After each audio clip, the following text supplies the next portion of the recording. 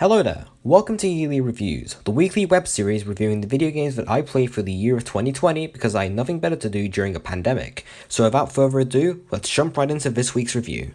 First off, personal stuff. I personally don't think that last week's review, the review on Valhalla, was like the others. This was mainly due to personal reasons and a busy schedule at crucial points, so I barely had enough time to focus and film certain parts and double check everything was presentable for you guys. Plus, I especially wasn't satisfied with the script I wrote for it, so much so that the script that went into the final review was completely different from the original I wrote at the start.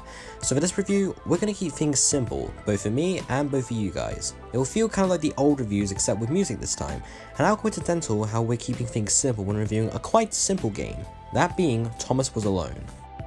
Thomas Was Alone follows several protagonists, each represented by different coloured shapes, the main one that we follow being Thomas, a red square who is able to move, jump and go to different locations if you're in the right place. He'll encounter other friends such as an orange square named Chris, a yellow rectangle named John, and many more. They each have different abilities and try and find more friends and try and get out of their situation. Their abilities range from warping gravity but just for themselves, letting the other characters bounce on them, and being able to float on water which would normally kill them. The player switches between different characters, controlling them one at a time to solve different puzzles. This is such a simple game, down to the music, the design of the characters and settings, and the gameplay. Platforming in this game feels very floaty, and it's such a fun experience, with you trying to progress and fit into a certain space in order to get to the next level. Plus, if we're talking about this game, we have to talk about the wonderful narration provided by Danny Wallace, who may be familiar to you if you played the Assassin's Creed series. The game— Maybe that's what the dots were for. They were there to extend John's reach, to make his performance even more impressive. John liked the thought. He decided to keep them. The game gives each character have a personality. For example, Chris is arrogant, John is self-centered, Laura is self-conscious, and so on and so forth. One of my gripes with this game is that sometimes the puzzles can be a little challenging, and sometimes it just racks your brain when you try and figure out the solution. But my main gripe I have with this game is the title. Thomas Was Alone?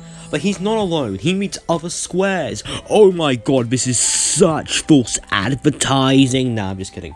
My main problem with it is the ending. I get the whole thing was reliant on themes of liberation and how the characters are like a foundation for future generations, but I thought the puzzles were, well, shit. Spoilers! Plus, we lose the characters we've grown to love and are instead replaced with just boring slates that aren't as interesting as the other characters.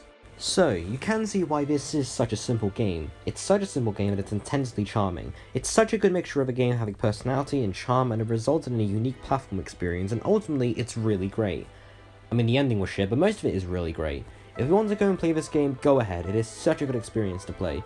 It's got great characters, great design, and an unexpectedly good narrator. Normally in games like these, adding a narrator to it would be kind of pointless, but since the game is so minimalist, it uses the narration to its advantage.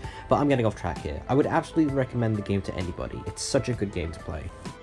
Hey there, it seems you made it to the end of the video. If you liked what you saw, feel free to like, comment, and subscribe for more reviews in the future. If you want to see earlier reviews, you can check out a playlist on my channel which has every review thus far. Also, feel free to go onto my Twitter, which has a thread of tweets showing which games I'm reviewing for this series and over 250 characters. And as always, thanks for watching.